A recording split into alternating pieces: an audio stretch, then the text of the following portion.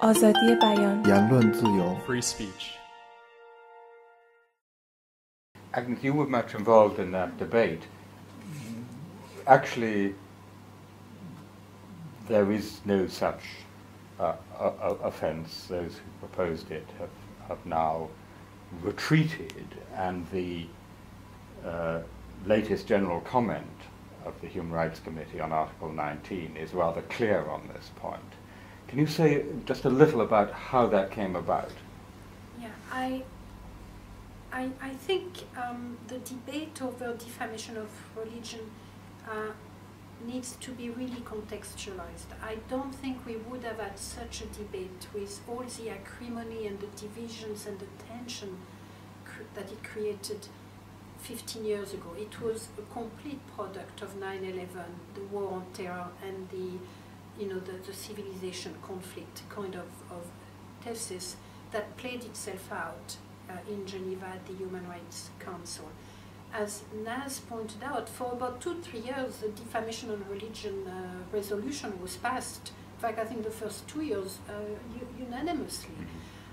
So 99, 2000. Yeah, I can't quite remember the date, but there was certainly a period where no one really reacted to it, and it did not create the kind of tension that we saw afterwards, after 2001, when the debate over defamation of religion came to embody everything that was wrong with that decade, basically. And what you saw within Geneva, within the Human Rights Commission and then Council, was the conflict between Western-minded government, whatever that means, versus the Islamic Conference, a large number of African states, many Latin American states, and many Asian states, including Asian states that are notoriously against religion, such as China. So the defamation of religion, because governments found themselves unable to reach any kind of meaningful dialogue over it, became an extremely conflict-ridden issue.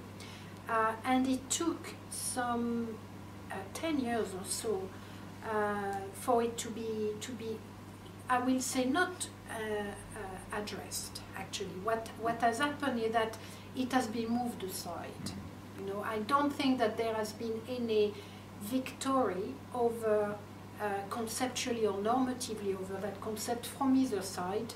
As we were progressing in the years, those holding, pushing for the concept of defamation of religion started losing some of their voices. So the trend was towards at least an equal kind of battlefield, in quotation mark. But I don't think that normatively the issue has been addressed at all. What has been addressed is a decision to move it aside and to say, let's move on and let's find some other issues where we can find consensus. But is it too optimistic to read that general comment of the Human Rights Committee, which represents with representatives of a great diversity of states, as some kind of a limited normative convergence after a decade of the clash of civilizations? We like to think that the general comments will have that impact. However, when the debates over defamation of religion was taking place, there were already quite a lot of normative norms, internationally, regionally, domestically, that pushed or that reinforced the idea that religion cannot be protected in law as a human being. It's a completely different set of things, and that under international human rights law, there is no specific protection attributed to religion, because that opened the door to all kinds of violations and abuses.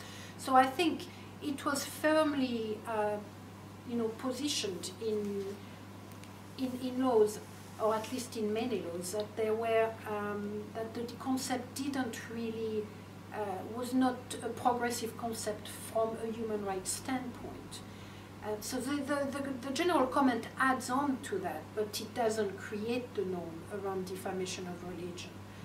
I think what is important I think the tensions will be there. It will be played out in our countries as it will be played out regionally or still internationally. Every time somebody is going to say something on a religion, someone else from a different normative community will react to it, thanks to the fact that the media is spreading those messages across communities.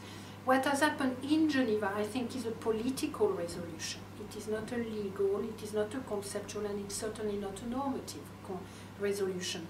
The United States, I think, and a few other governments, including the European Union to a lesser extent, have managed, through their diplomatic skills and might, to move the debate to a different sphere, and with Pakistan and with Egypt reached some kind of understanding that really that was not a really good debate to have at that moment, and that we needed to find some consensual language. And that consensual language was found around the protection of religious minorities, the protection of religious believers, but not around the regressive standard on defamation of religion. So it was the West after all? No. The West on its own will never have reached that consensus. The United States needed Egypt and Pakistan at a minimum to bring about the European Union on one hand, the rest of the Muslim Islamic governments on the other,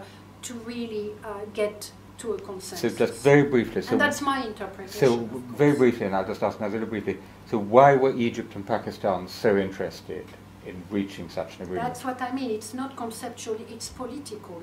What happened in 2010, 2011 was, the United States, Egypt and Pakistan having discussions way beyond defamation of religions. As you know, there was the war in Afghanistan. I mean, there were many other dynamics which I think contributed to create some kind of community of positions. And defamation of religion was far too much a source of huge tensions to be allowed to continue in that setting, in my opinion.